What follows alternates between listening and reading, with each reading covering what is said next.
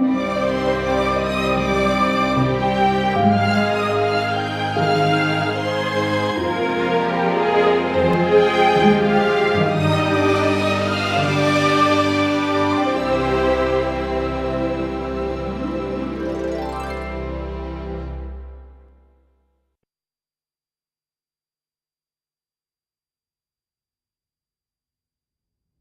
ne s'en est pas servi du cinéma. C'est une science que les gens ne connaissent pas. Pour moi, ça reste la référence encore. Je pense encore que dans un couple, s'ils ne s'entendent pas sur les films, ils divorceront. Si c'est musique et football, non, ils peuvent très bien s'entendre.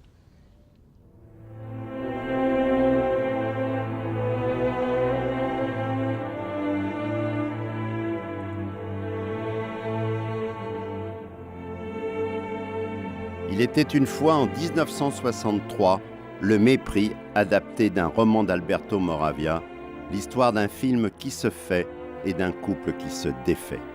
À Rome, Paul Javal, un scénariste joué par Michel Piccoli, et sa femme Camille, interprétée par Brigitte Bardot, rejoignent le cinéaste Fritz Lang dans son propre rôle qui tourne une adaptation de l'Odyssée.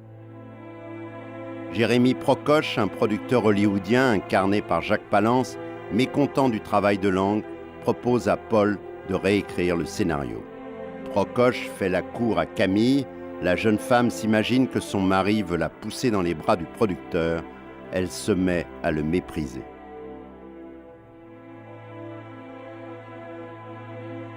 Camille quitte Capri avec Prokosch. Tous deux meurent dans un accident de voiture. Fritz Lang termine seul le film avec son assistant, joué par Jean-Luc Godard lui-même. Pourquoi est-ce que tu ne m'aimes plus? C'est la vie. Pourquoi est-ce que tu me méprises? Ça, je te le dirai jamais, même si je devais mourir.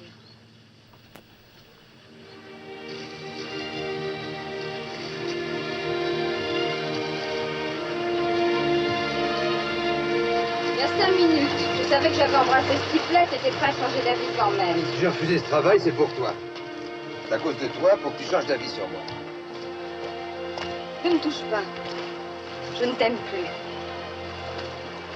Il est impossible que je t'aime de nouveau.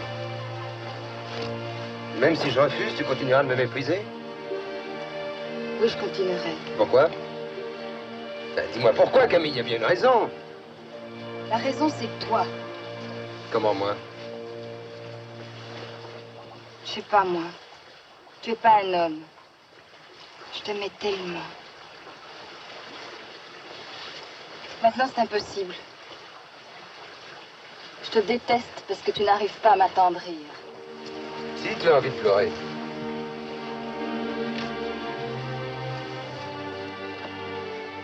La seule chose dont je me souviens, c'est que je me disais, je ne sais pas ce que c'est que le mépris. Et après le film, j'en savais pas plus, et aujourd'hui, je ne sais toujours pas. Lorsqu'il tourne Le Mépris, Jean-Luc Godard a 33 ans. Son premier film en 60, À bout de souffle, est un événement international. Il révèle un improvisateur inspiré, toujours en mouvement, passionné par la technique, utilisant les focales variables, les pellicules ultra rapides, les enregistreurs portables et les caméras légères à l'épaule. Cet amoureux de la citation livresque, filmique ou musicale, ce virtuose du montage est à lui seul un homme cinéma. Il a épousé en 61 Anna Karina, une jeune actrice danoise. Leurs étreintes intimes, juvéniles et cinématographiques durant 7 ans, ce sont les années Karina.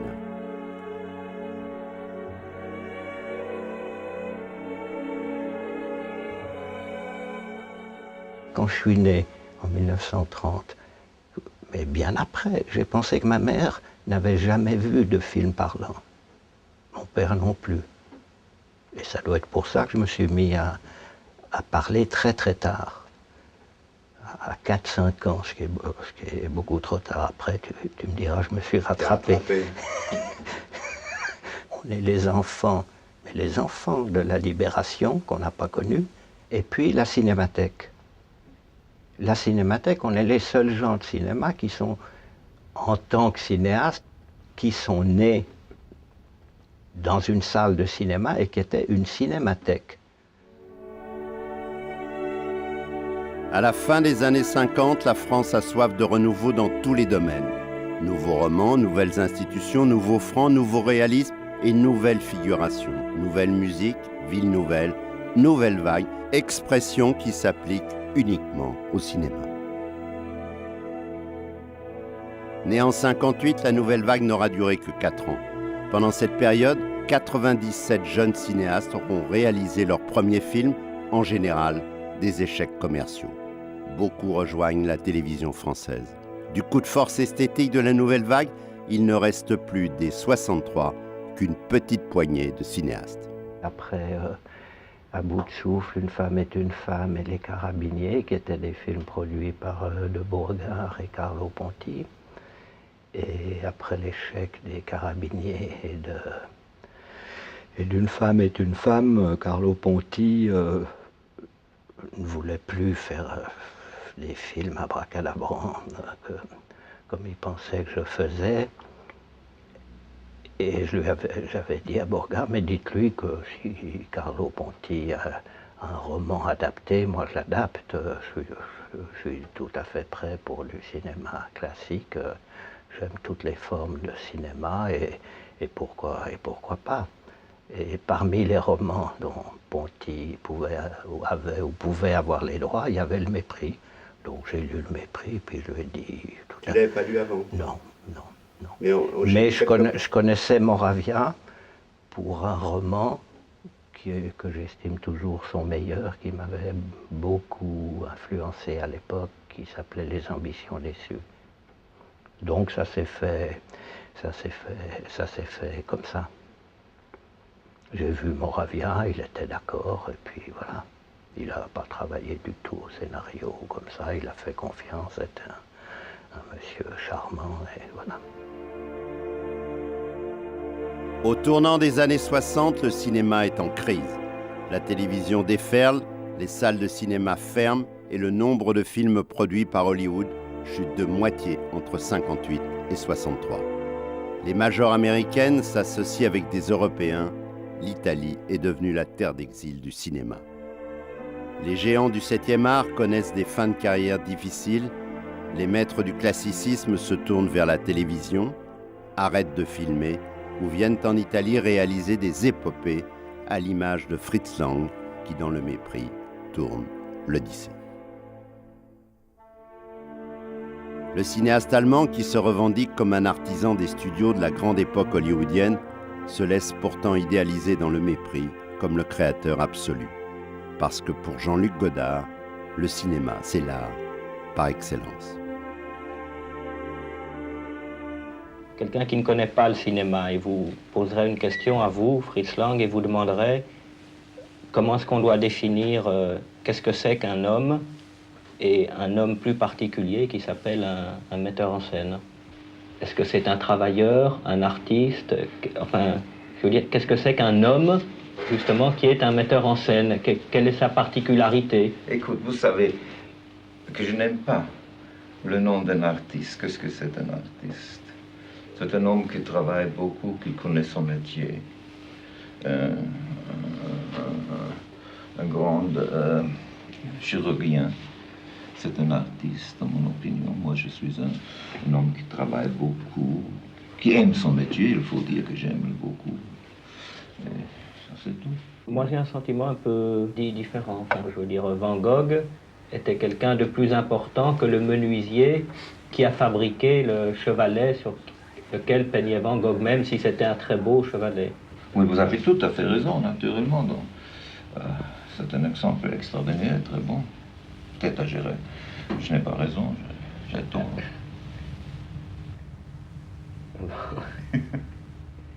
Lang arrive dans le film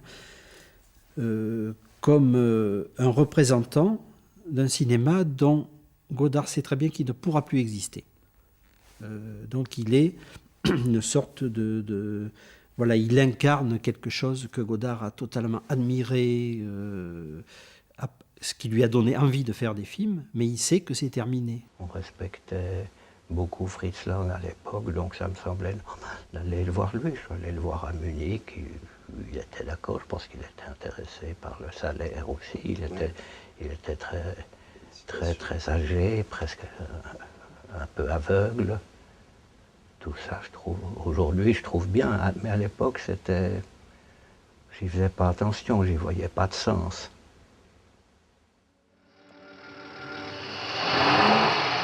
Je vous présente ma femme, Camille. Enchanté, madame. Fritz Lang, vérité. Bonjour, monsieur. C'est lui qui a fait le western avec Marlène Dietrich qu'on a vu vendredi soir. Ah oui, c'est formidable. Moi, j'aime mieux M. Le maudit? Oui, On l'a vu l'autre jour à la télévision. Moi, j'ai beaucoup aimé. merci bien. C'est bien demandé. Mais dans Rancho Motor Blues, Francesca! quand Mel Ferrer appuie sur la bascule, c'est merveilleux. Merci.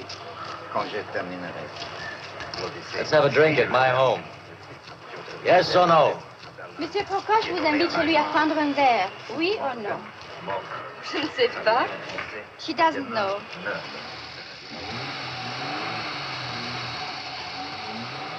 C'est un peu le premier film que vous tournez avec beaucoup de moyens, beaucoup d'argent. Pas tellement, pas tellement. C'était un film à l'époque en ancien franc. Le film lui-même, oui, c'était plus que les autres. Les autres étaient 25-30 millions de francs.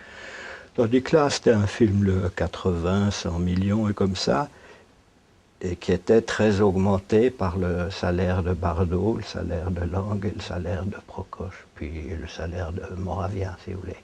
Mais c'était en dehors. Une fois qu'il y a eu Bardot, qui est venu par Sami Frey, il m'a dit je vais en parler à Brigitte. Et Brigitte se souvenait que la Nouvelle Vague avait dit beaucoup de bien d'elle, alors que les autres l'avaient éreinté comme ça. Donc voilà. Alors à partir de là, c'est parti.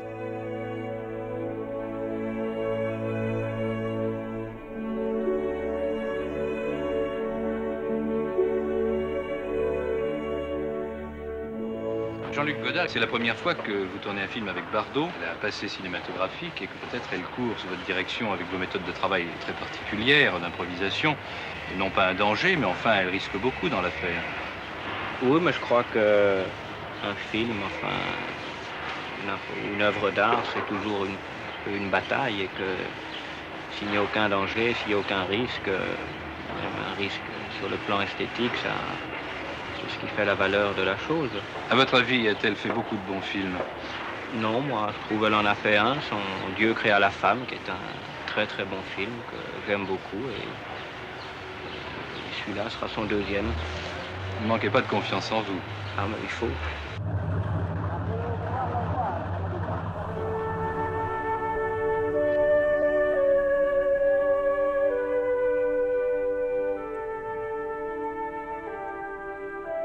Ami de Jean-Luc Godard, Jacques Rosier vient de réaliser un des plus beaux films méconnus de la Nouvelle Vague, Adieu Philippines. Il consacre au tournage du Mépris 2 documentaires. J'avais le feu vert et de Jean-Luc Godard et de Bardot. Donc j'ai suivi tout le tournage à Capri.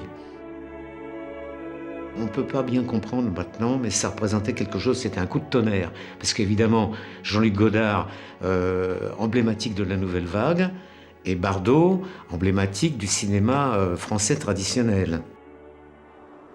C'était la grande star, c'était la grande star du cinéma. Même pas un point de vue, simplement un point de vue français, un point de vue international. Brigitte Bardot apparaît en 1956, sauvage et libre, la nudité à fleur de peau et le désir affranchi dans Et Dieu créa la femme de Roger Vadim. Jean-Luc Godard a immédiatement défendu l'actrice, son personnage et le réalisme du film. Avec cette héroïne de la modernité, une nouvelle ère commençait pour les femmes. Brigitte Bardot bouscule la représentation jusqu'alors factice du sexe dans le cinéma américain comme dans le cinéma français. Avec une bouleversante sincérité, elle ne dissimule ni ses amants, ni ses désirs, ni même ses coups de folie comme cette tentative de suicide de 1960. Lorsqu'elle signe pour le Mépris, elle a 29 ans, elle est l'âme de notre époque, dira Jean Cocteau.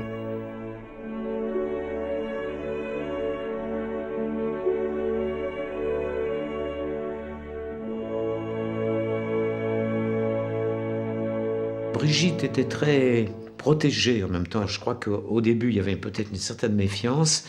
Bardot, conseillé par son entourage, qui ne comprenait pas forcément l'importance cinématographique de la rencontre Bardot-Godard.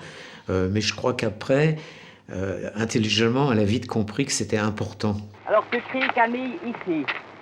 Et une fois que Brigitte a passé là, tu comptes 1, 2, 3, 4, 5, et tu y vas. Brigitte était muette, mais extrêmement attentive, extrêmement précise, extrêmement disciplinée, et extrêmement sans doute fascinée par Godard. Mais Godard ne l'encombrait pas d'explications psychologiques, philosophiques ou personnelles, pas du tout. Je crois que je réussissais à aider Brigitte à être tout à fait à l'aise devant ce personnage impressionnant, muet, qu'est Godard quand il est devant un acteur. C'est quelqu'un d'intimidant, Jean-Luc. Même si on est très intime, très proche, il est très intimidant, très intimidant. Mais moi, ça ne m'a jamais encombré, cet état. Au contraire, je dirais qu'il y avait entre lui et moi, par quel miracle, son miracle à lui, une compréhension immédiate. J'écoutais beaucoup ce qu'il disait aux autres. Il disait peu de choses, d'ailleurs. Tourne à droite, assieds-toi là, et puis voilà. Alors dites le texte. Je l'observais beaucoup.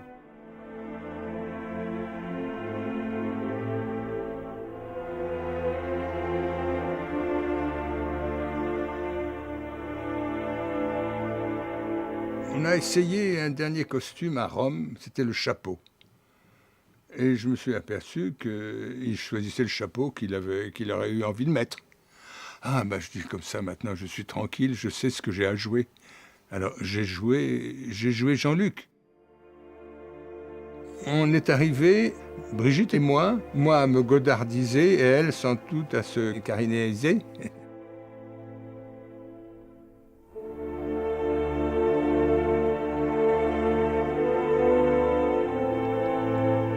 Il était très ému de tourner cette histoire, je pense. D'abord parce qu'il était complètement inclus dans cette histoire, lui-même, non ? Sa plus grande intimité. Et qu'il y avait une actrice superbe qui, à l'époque, était la star mondiale. Mais lui avait à ses côtés, pendant ce tournage, une autre actrice admirable. Et il avait ces deux femmes avec lui, si je puis dire. Il avait cette femme imaginaire et une femme réelle.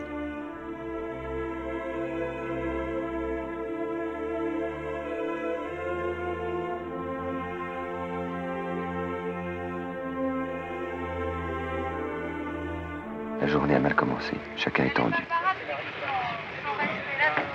On ne supporte plus cet espionnage continuel. Godard, moins que quiconque. Il va le dire lui-même au paparazzi.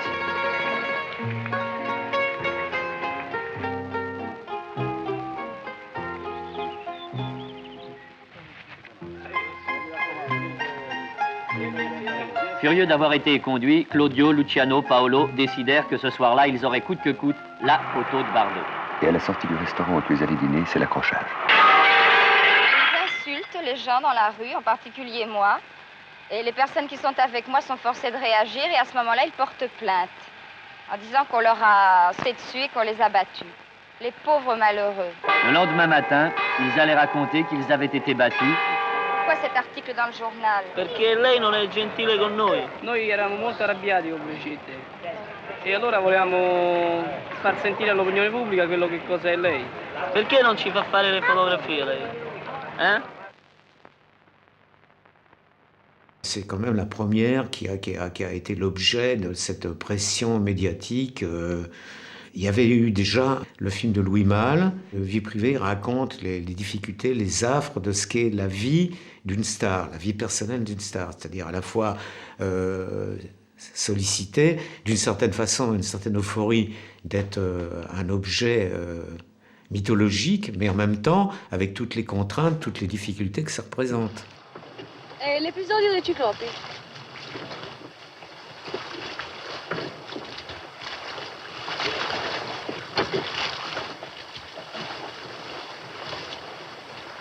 Qu'est-ce que tu fais? Qu'est-ce que tu fais? Je regarde. Ben, arrête-moi toute seule, viens avec nous. De quoi vous discutez? Elle s'embêtait un peu.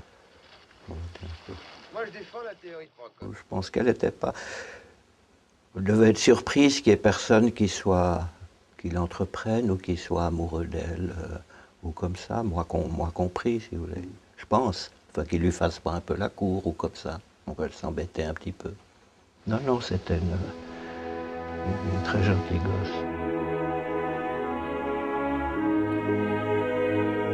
Elle faisait assez docilement ce que Godard lui demandait. Un jour, on tournait sur le toit de la Villa Malaparte et Bardot était coiffé avec cette espèce de coiffure de Idiot crée la femme qui a fait son succès, là, une espèce de choucroute sur la tête. Et on a commencé à tourner un plan et puis Godard m'a dit « Oh, cette choucroute, c'est pas possible, je vais la voir, je vais lui demander qu'elle enlève ses épingles à cheveux, qu'elle laisse les cheveux tranquilles comme ça. » Ça fait au moins 15 cm, votre truc au-dessus du front. Est-ce que si je marche 15 mètres sur les mains, enfin disons, est-ce que si je marche sur les mains, est-ce que chaque mètre que je marche sur les mains, est-ce que vous acceptez de baisser d'1 centimètre votre coiffure? J'accepte parce que je sais que vous ne savez pas marcher sur les mains. Et alors elle m'a dit oui, puis alors voilà, j'ai fait ça.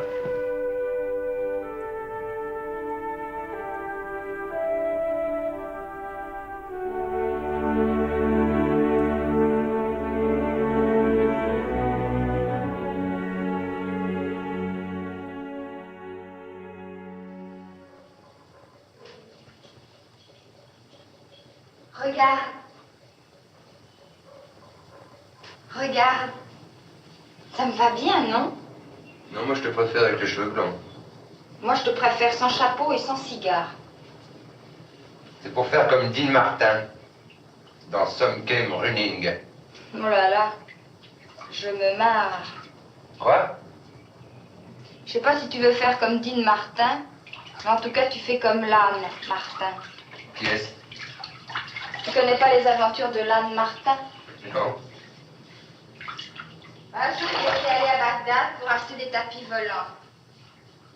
Il en trouve un très joli chez un marchand. Alors il s'assoit dessus et le tapis s'envole pas. Alors le marchand lui dit, c'est pas étonnant. Tu m'écoutes?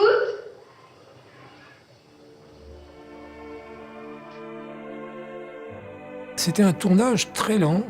La script et moi, nous étions excessivement inquiets parce que la script faisait le bilan de ce qui était tourné, je voyais sur le scénario, parce que contrairement à la légende, il y avait quand même parfois des scénarios chez Godard. Là, il y avait un scénario de 132 pages ou quelque chose comme ça, et je voyais ce qu'on avait tourné et ce qui restait à tourner, et c'était délirant. C'est-à-dire qu'en 3/4 du temps, on avait tourné 1/4 du film. Alors, du coup, Godard a réglé le problème en faisant des scènes très très longues dans l'appartement. Alors c'était des mouvements de caméra, de latéraux comme ça, la caméra qui allait, venait, on passait d'une pièce à l'autre. Il a rattrapé son retard à Rome dans les intérieurs. Il y a une scène de ménage, elle est au cœur du film, elle fait 34 minutes. Je crois que pour moi, c'était le but de faire, si possible, une demi-heure ou comme ça, parce que ça me permettrait de sauter le gouffre que je chantais toujours quand j'arrivais à 50 minutes et qu'il fallait passer à 1h05 et là soit je faisais du métrage, soit n'importe, je m'en souviens plus très bien, mais je chantais très bien qu'il y avait un gros passage à vide et comme ça, et là je me suis dit, bon, on va le remplir. On le remplira et personne n'y verra rien. Là, il y a beaucoup mais dans Pierrot le Fou, comme ça, il y avait d'énormes passages à vide qu'on remplit avec des... je sais pas, avec des...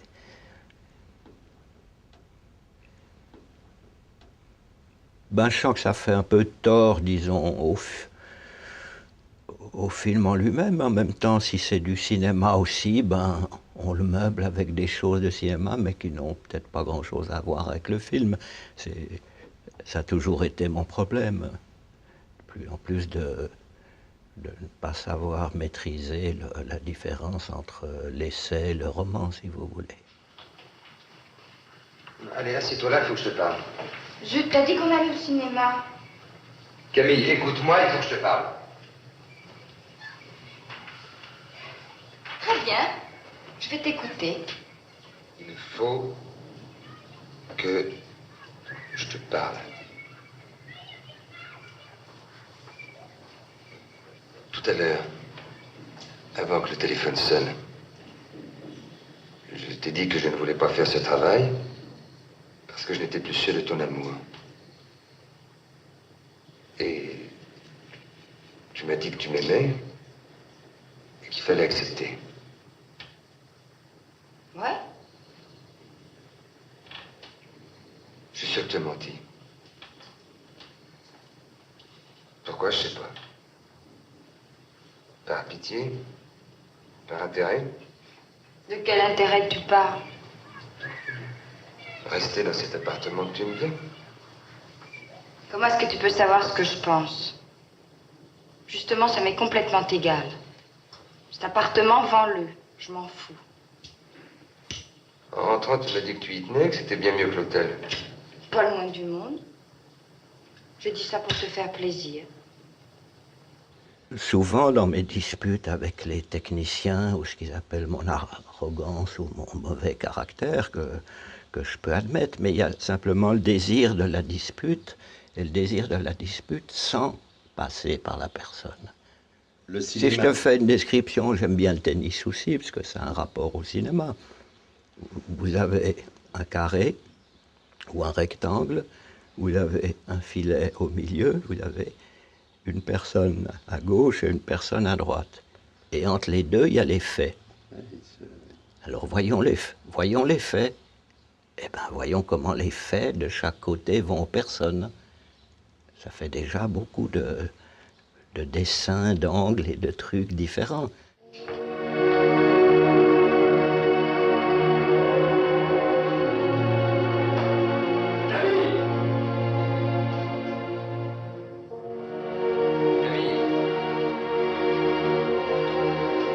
Je te méprise. Voilà le vrai sentiment que j'ai pour toi. C'est pour ça que je t'aime plus. Je te méprise. Et tu me dégoûtes quand tu me touches.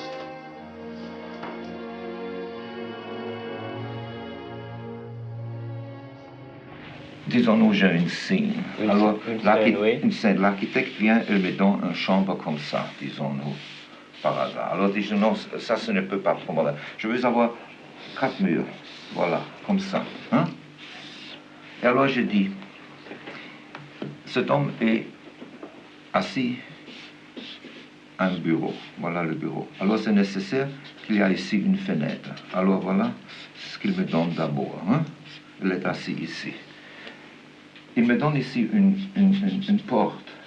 Alors je dis, écoute, j'ai une scène où cet homme qui est assis ici, quand il est doit marcher par ici, c'est très longtemps. Oui.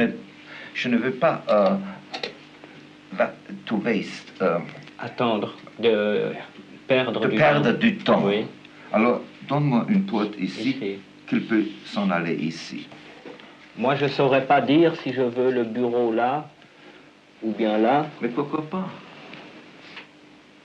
S'il n'y a rien, je ne sais pas. Il faut que je voie le bureau, la chaise, la porte. Mais écoutez, vous avez... Et alors, si la porte est là, moi je dis comme vous, je ne veux pas perdre de temps. Par exemple, finalement, vous vous souvenez l'appartement à Rome dans lequel on a tourné Le Mépris. Alors il faut dire quelque chose. Quand j'ai vu cette scène-là, alors il faut dire la vérité. En ce cas, je comprends très bien que vous avez improvisé. Moi, je trouve cette scène extraordinaire. C'est un de plus... Non, mais par exemple, alors, maintenant, je parle. Dans cette scène, j'ai compris pourquoi vous improvisez quelquefois, mais vous avez une grande vision toujours. Pourquoi est-ce que c'est nécessaire de voir tout. Bah, peut-être que moi j'aime mieux m'intéresser à l'ensemble d'une chose plutôt qu'à une chose particulière. Je ne me suis pas présenté, Paul Javal. Monsieur Procoche vous a dit... Je le sais bien. C'est très chouette. J'aime beaucoup le cinémascope. Oh, ce n'est pas fait pour des hommes. C'est fait pour les serpents, pour les enterrements. That's what I think of that stuff up there, Fritz. Would you like to rewrite it, Jerry? You cheated me, Fritz. That's not what is in that script. It is. Oh, non. Get the script, Francesca. Qu'est-ce qui se passe, mademoiselle Bellini? Ils se disputent pour les scénarios?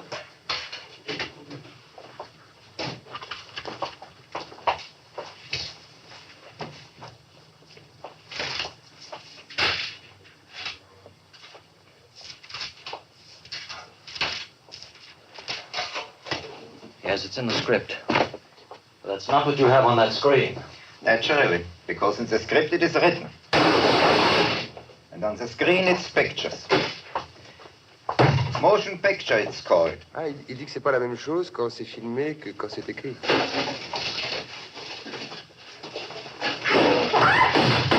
Jerry. Le fait qu'il y ait Bardot fait que l'argent est arrivé. Et avec l'argent sont arrivés le minimum de contraintes. C'est-à-dire Godard concède des choses effectivement au fait qu'il a un peu plus d'argent que d'habitude et qu'il a une star, qu'il a des beaux décors, qu'il a quand même le cinémascope, il a tous les jouets qu'il veut pour faire ce film et il en a besoin puisque c'est son rêve comme ça de film. Mais en même temps, effectivement, il est obligé de donner un peu des gages à la production. En fait, tu définis quand même l'art comme un espace de non-compromis. Compromis avec qui? Contre qui et pas? Non, je pense que c'est un compromis. Moi, j'ai fait des films qu'avec des producteurs avec lesquels un compromis a pu être accepté. Un des premiers compromis, c'était de pouvoir dépenser l'argent comme je voulais. La première fois, Beauregard a eu peur, puis après, il faisait confiance. Et il suivait le film à sa façon, mais il y avait un compromis.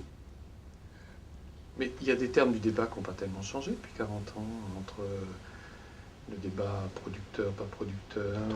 Il n'y a plus de producteurs. Il n'y a plus de producteurs. Il y en a qui essayent, mais qui ont l'innocence de l'être, mais qui n'ont plus la capacité. Moi, j'en ai connu 3 ou 4, mais avec lesquels il y avait un dialogue, une amitié, de la dispute. C'était un dialogue indispensable pour toi? Oui, qui n'existe plus aujourd'hui. Faut complètement. Mais c'est pas les Procoches que vous regrettez? Sur certains films, si. Je me souviens quand j'ai eu un prix à Venise, il y avait Fellini dans la salle qui m'a dit bien, puis dans la conversation, enfin dans la conférence de presse et comme ça, j'avais dit du bien des producteurs ou comme ça. Il m'a dit quand même, vous exagérez comme ça. Je lui ai dit non, sans Carlo Ponti, vous n'auriez jamais fait La Strada. Tout à l'heure, on disait du mal de la France, mais il y a une chose qui est, je crois, extraordinaire. Je sais ce que vous voulez dire. C'est le seul pays où le metteur en scène a un copyright. Hein? Je ne sais pas si c'est un copyright, mais enfin, c'est le seul où, de par la loi, il est considéré comme un auteur. Oui, je sais. Et c'est quelque chose qui est extraordinaire en France. Qui n'existe nulle part ailleurs. Nulle part. Les distributeurs, les commanditaires, ils coupent. Et on ne peut rien faire en Amérique, on ne peut rien faire en Angleterre, on ne peut rien faire en Allemagne. Je vous pouvais dire 2 ou 3 films à moi où on a vraiment coupé exactement les scènes pour lesquelles je fais le film. Et vous pouvez faire rien du tout. Voyant les rushs, les producteurs disaient mais Il ne se passe rien avec cette Brigitte Bardot qui est le sexe symbole de la planète. Il faudrait qu'il se passe quelque chose, je sais pas. Ils ne peuvent pas s'embrasser, ils ne peuvent pas coucher ensemble, je sais pas. Il disait non. Alors, il répondait. Alors il répondait des télégrammes, je crois, il me semble bien, ou alors je rêve ou j'imagine, mais ça correspond parfaitement, à King Kong Levin et à Mussolini Ponty. Les producteurs, pas Beauregard, la partie américaine et Ponty, ont dit, surtout les Américains, ont dit, nous on a payé pour voir Brigitte Bardot nue, et elle n'est jamais nue. Donc il y a tromperie sur la marchandise, puisque l'argent, évidemment, que les Américains avaient mis, c'était sur Bardot et un peu sur Godard, mais c'était quand même Bardot qui devait assurer la rentabilité du film. Et là c'est très important pour comprendre Godard. Godard ne dit pas non, je vais faire un scandale, etc. Godard dit, vous voulez des scènes de nu, je les fais. Mais si je le fais bien. Mais je le fais en cohérence avec mon projet de film. Je vois mes pieds dans la glace. Oui, Tu les trouves jolis? oui, très. Et mes chevilles, tu les aimes? Oui, Tu les aimes mes genoux aussi? oui. J'aime beaucoup tes genoux. Et mes cuisses? Aussi.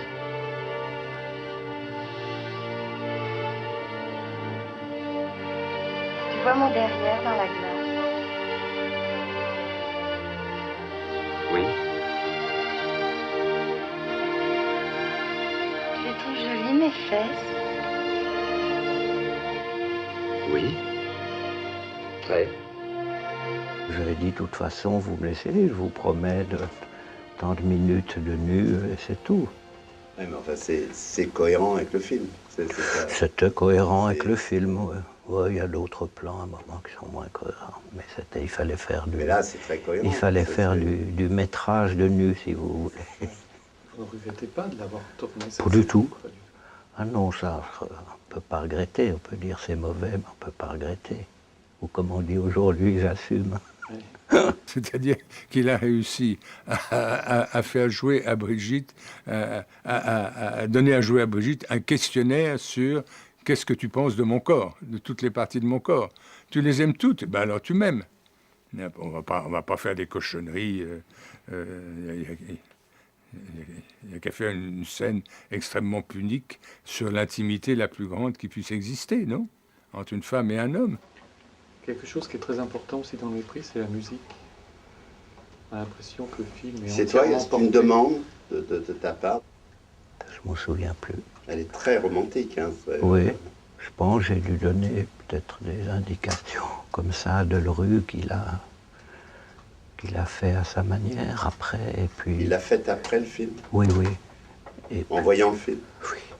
Une fois monté, oui. Puis après, je lui demande... Souvent, je demande, je voudrais tant de minutes comme ça, tant de minutes comme ça. Puis je me débrouille. La musique du mépris est une des plus inspirées de Georges Delru, qui a signé les partitions de plus de 300 films. En déclinant ce thème romantique de manière répétitive, obsédante et désespérée, Jean-Luc Godard en a fait un mythe.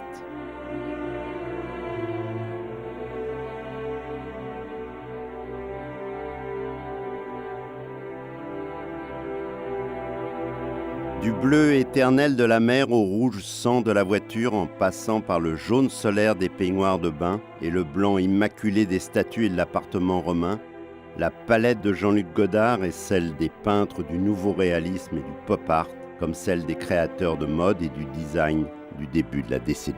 La Villa Malaparte, du nom de l'écrivain italien, prête à cet opéra romantique de la rupture, son architecture futuriste de blocos, en forme d'autel sacrificiel.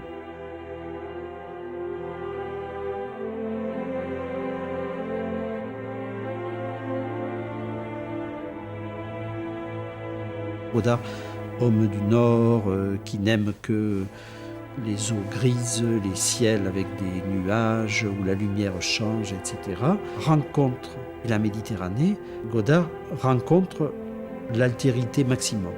Chez Godard, l'altérité, c'est la femme, mais là, c'est aussi la nature, le paysage, le soleil, etc.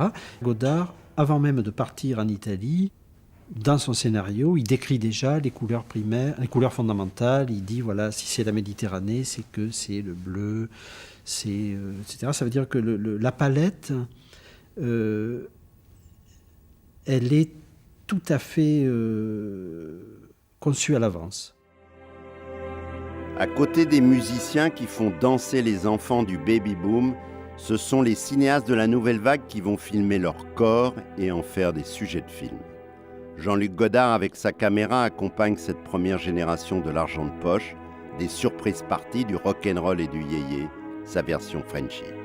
Johnny Hallyday et Salut les copains rassemblent 150 000 jeunes pour un concert gratuit, place de la Nation en juin 63. Avec cette première manifestation collective, la jeunesse devient une catégorie sociologique dont Jean-Luc Godard est le poète. Moi, quand j'ai fait l'histoire du cinéma, à un moment, j'en ai parlé, il y a une émission qui s'appelle, non pas La Nouvelle Vague, mais Une Vague Nouvelle, un des épisodes. Et à un moment, je montre et je dis, des garçons et des filles, je dis La Nouvelle Vague, c'était ce qu'on voulait à l'époque. C'est moi qui parle, je ne sais pas si ce que voulait François, mais je pense que oui. Rivette, peut-être moins. Romer, je ne sais pas. Peut-être plus moi et Truffaut. C'était montrer, mais on ne sait pas, c'était montrer des garçons et des filles qui, lorsqu'ils verraient le film, se verraient eux-mêmes et au monde. Quand on allait voir les films de Godard, on se disait, mais comment fait ce type pour savoir exactement qui on est en ce moment? Parce que d'un seul coup, les gens qui étaient très jeunes à l'époque, ils se sont autorisés à parler comme dans les films de Godard, à faire des choses qu'on fait dans le film de Godard. Godard a été celui qui a le mieux condensé finalement un certain désir d'une façon de vivre nouvelle par rapport aux générations d'avant. Les jeunes gens des années 60, ils ont vidé tous les meubles et ils ont fait leurs petits appartements comme dans les films de Godard. C'est-à-dire que là, l'esthétique est devenue un mode de vie grâce à Godard-Coutard. Ils ont inventé à deux une esthétique radicalement neuve, ce qui est quand même très rare dans l'histoire du cinéma. Elle est arrivée chez les gens. Alors que la culture américaine imprègne de plus en plus la jeunesse européenne, une hostilité ne cesse de grandir à l'égard de Washington. D'un côté, la fascination toujours plus grande pour le rock, le jazz, les romans et le style de vie des beatniks et de la fureur de vivre. De l'autre, les émeutes raciales, le débarquement anticastriste de la baie des Cochons, l'assassinat de Kennedy, l'engagement militaire contre tous les mouvements de libération, le Vietnam enfin, où des bonzes par vagues s'immolent par le feu durant l'été 63.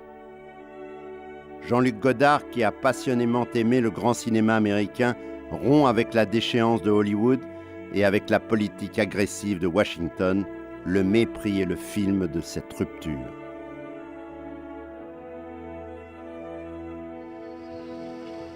Cher Paul, j'ai trouvé ton revolver et j'ai enlevé les balles. Puisque tu ne veux pas partir, c'est moi qui m'en vais. Je profite de ce que Jérémie Procoche doit rentrer à Rome pour partir avec lui.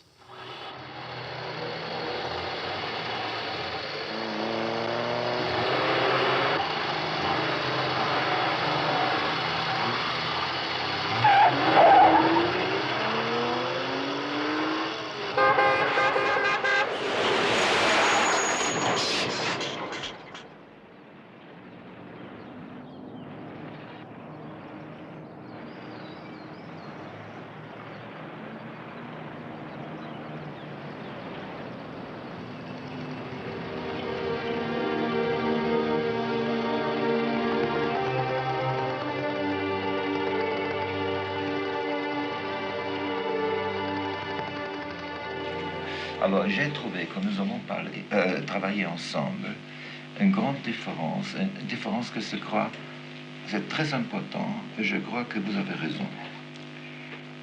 Je parle maintenant de l'accident du car. l'accident de la voiture et quand Bardot et Palland sont morts.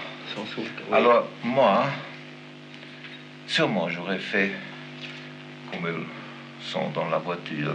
La voiture marche plus vite, plus vite, plus vite. Peut-être qu'il y a quelque chose, le pneu, il ne peut pas faire ça. Et je montrerai l'accident. Vous ne montrez pas. Vous avez seulement montré comme ils sont morts, ils sont entre deux camions. Parce que, pour vous, les conséquences étaient beaucoup plus importantes que l'accident en lui.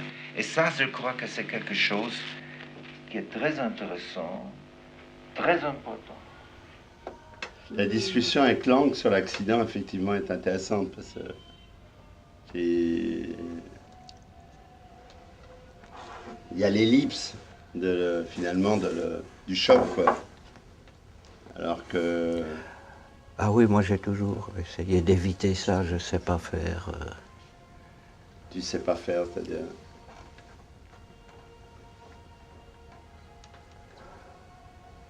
Non, il fallait...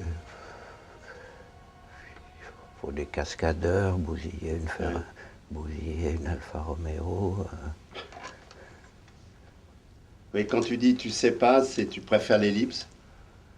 Et l'ellipse, non, c'est pas pour faire l'ellipse.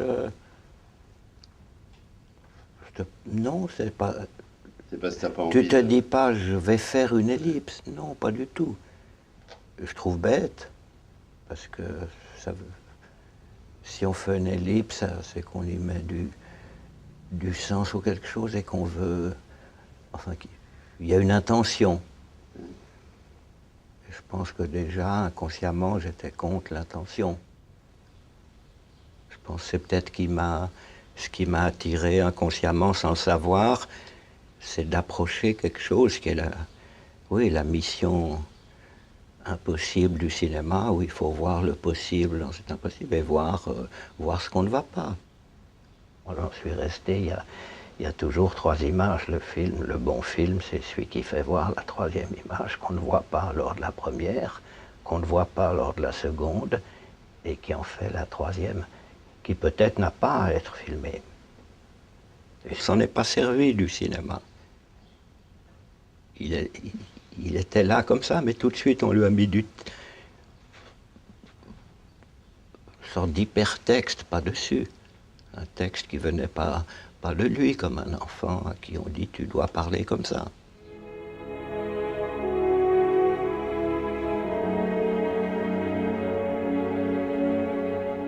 Dans le mépris, le film continue, le cinéma continue.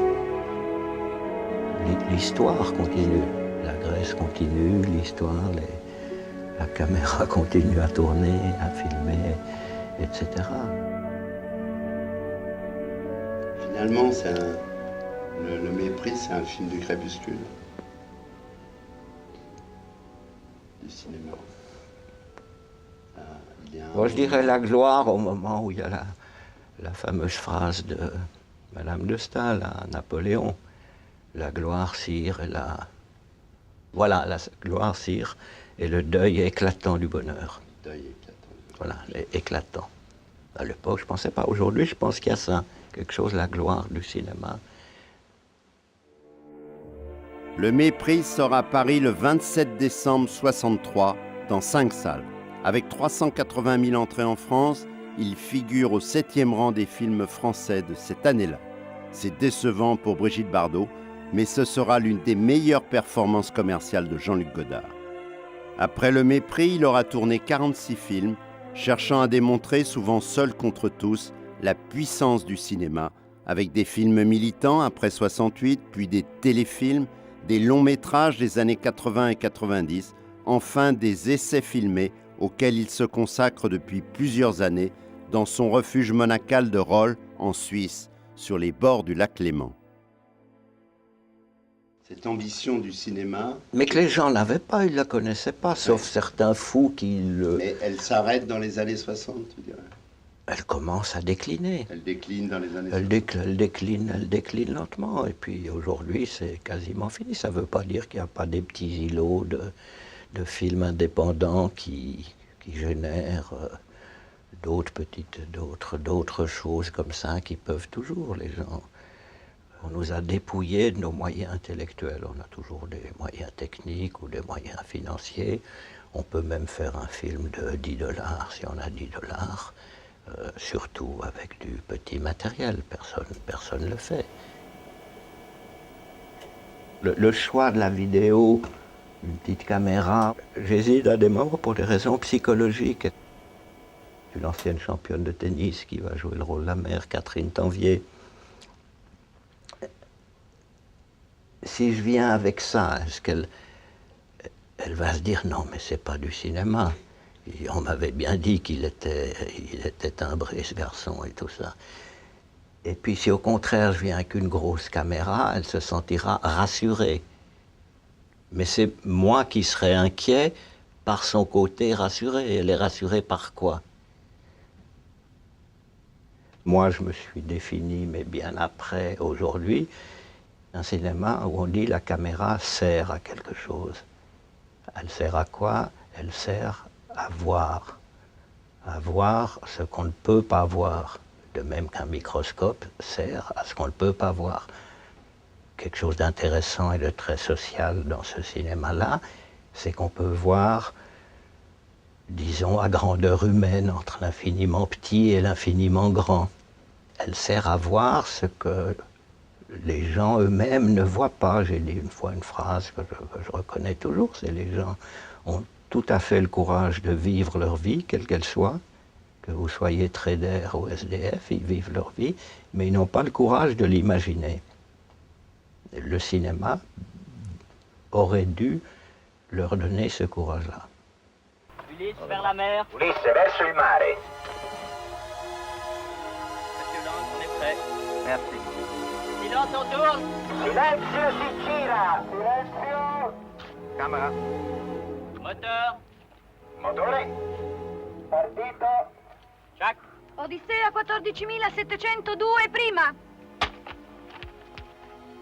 Avanti. Azione. Traveling. Carello.